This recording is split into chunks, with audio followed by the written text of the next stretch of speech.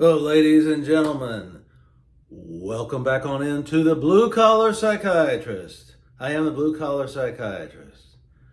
As you know, from time to time, I might be watching a television program and take something, even one sentence from that program, and make a video out of it because it hits me in a certain way.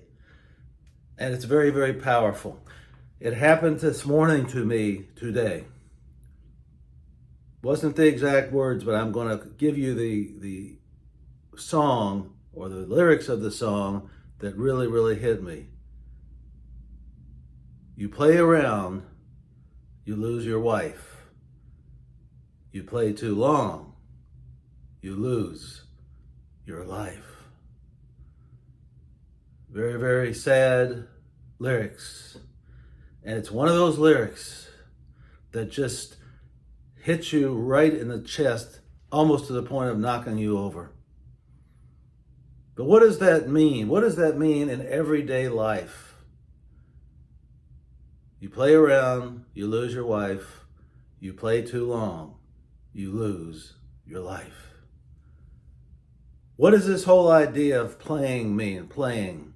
To me, the translation of this is wasting time. You're wasting too much time, you lose your wife. Or you may never find a wife. You play too long, you lose your life. Time flies by, and you don't really have much to show for it. Oh, you may have gone to school, you may have a fancy degree, but the bottom line is you don't have anything worthwhile to show from it from a personal satisfaction standpoint.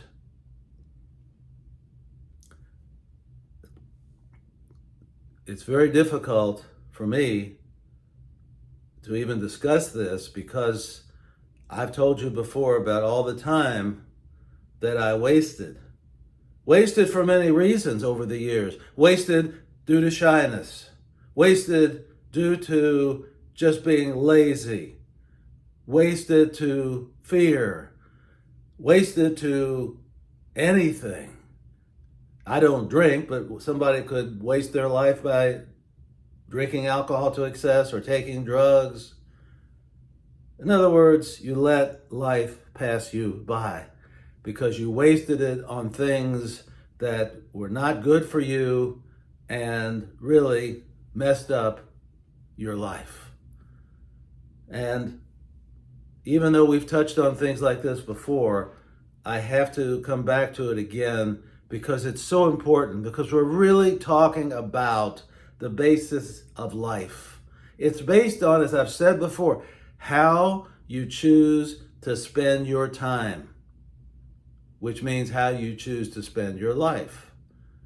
And it's very, very true because we know that our window of opportunity in living life and getting what we want out of life is very limited.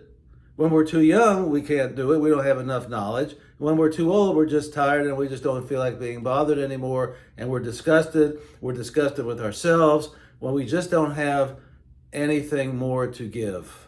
And it's kind of sad to even see that or think about this. But many, many people have done one of these things and wasted their lives. And they don't have anything really to show for it. Oh, sure, they might go and slap somebody on the back, or maybe they go out once in a while with a buddy, maybe go to a ball game, things like that. But the gist of life, and I say the gist of life, and without making too much emphasis on it, to me is having a significant other. And even better, having a significant other and a family to go along with that. Because if you don't have that, you're missing out on some of the highest points of life. You're missing out on meaning. Now, I don't want to put anything down, put you down because if you're single, I'm not talking about that. But generally speaking, the happiest people, unless they're really, really, really so introverted, but the happiest people are those who have found somebody to settle down with and to have a family with. Those people, to me, in my experience, have been the happiest because they have what I call grounding. They're grounded in something substantial and something important. And they always have somewhere to go. And they always have something to do. Now, I'm not saying that because somebody has a significant other or is married, that their lives are going to be perfect. That's not the case. You picked the wrong partner, and believe me, you have got trouble. But I'm talking about in the best case circumstance, you've got to understand how important this is. Some of the most important people, some of the most high-powered people, whom I'm not going to name today, have, if you trace their careers back, have started much earlier in life in socializing, in going to school, in mingling with other people. See, this is really the backbone of life. And then from that, they meet someone or a number of people that they might choose to settle down with. Or they meet so many people in their lives that they can flip through them and experiment and see who they hit it off with best so as to make the best decision for themselves, because they see a variety of people. So while I'm not saying this, I'm not creating this video to make you depressed.